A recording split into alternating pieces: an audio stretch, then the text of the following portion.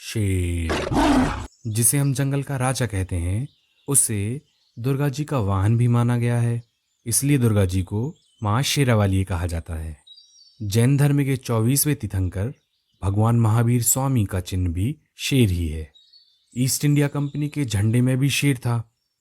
इसके अलावा सम्राट अशोक के स्तंभ में भी 4 शेरों को दर्शाया गया है और आज़ादी के बाद इसे ही राष्ट्रीय चिन्ह के रूप में स्वीकार किया गया है।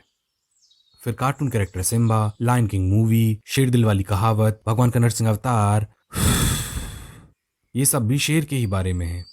और तो और दोस्तों, हमारे मोदी जी ने भी मेक इन इंडिया के लोगों में भी शेर ही बनाया है। सोचो, इतना महत्वपूर्ण होने के बाद भी टाइगर को देश का नेशनल एनिमल क्यों बनाया गया? इसे समझने के लिए हम थोड़ा हिस्ट्री में चलते हैं, लेकिन पहले हम लायन और टाइगर को अच्छे से पहचान तो लें। तो दोस्तों, लायन मतलब होता है शेर।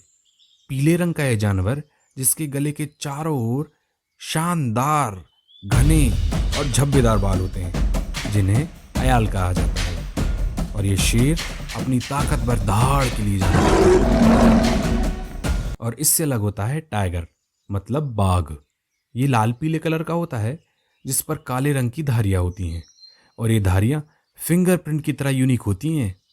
ये बाघ अपनी मजबूत टांगों और लंबी छलांग के लिए जाना जाता है। आज़ादी के बाद 1948 में गुजरात नेशनल हिस्ट्री सोसाइटी ने गुजरात में पाए जाने वाले गिर के शेरों के लिए एक कैंपेन चलाया, जिससे पंडित नेहरू बहुत प्रभावित हुए। और 1952 में नेहरू जी ने लायन मतलब शेर को देश का नेशनल एनिमल डिक्लेयर कर दिया। इसका मतलब आज़ादी के बाद शेर ही देश का नेशनल एनिमल था। फिर टाइगर को कब कैसे नेशनल एनिमल बनाया गया? अच्छा, अब ये जानते हैं। ये बात तब की है जब इंदिरा गांधी देश की प्रधानमंत्री थी। मिसेस गांधी एनवायरनमेंट के लिए बहुत सजग और जागरूक थीं।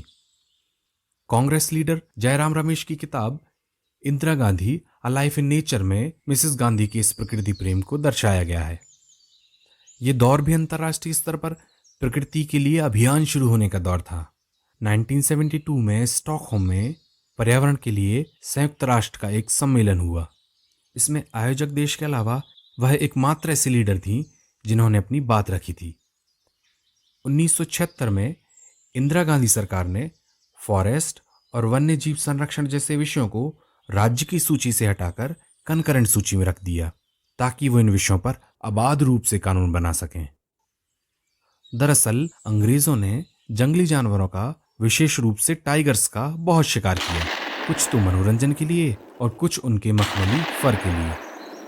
1973 में सरकारी अधिकारियों ने अनुमान लगाया कि टाइगर्स की संख्या कम होकर केवल 1820 ही बची है, जो कि सदी की शुरुआत में 40,000 से 50,000 तक थी। केवल 70 सालों में प्रकृति का इतना बड़ा ह्रास बहुत चिंतनीय विषय था।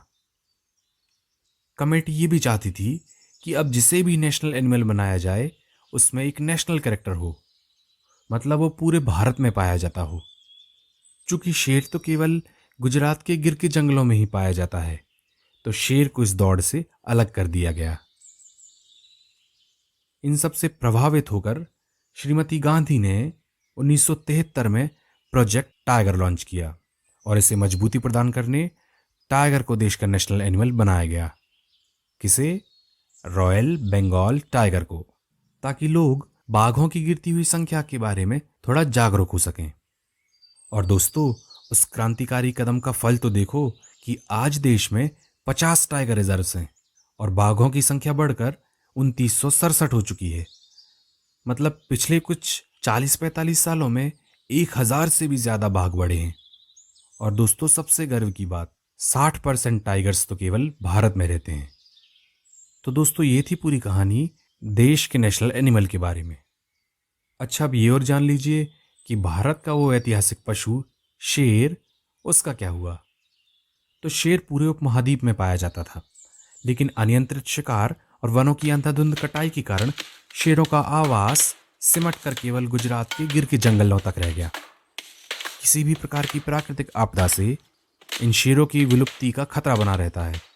इस कारण से माननीय सुप्रीम कोर्ट ने गिर से कुछ शेर मध्य प्रदेश के कुनुपालपुर नाम की सेंचुरी में ट्रांसफर करने का आदेश दिया था, जिसकी प्रक्रिया अभी चल रही है।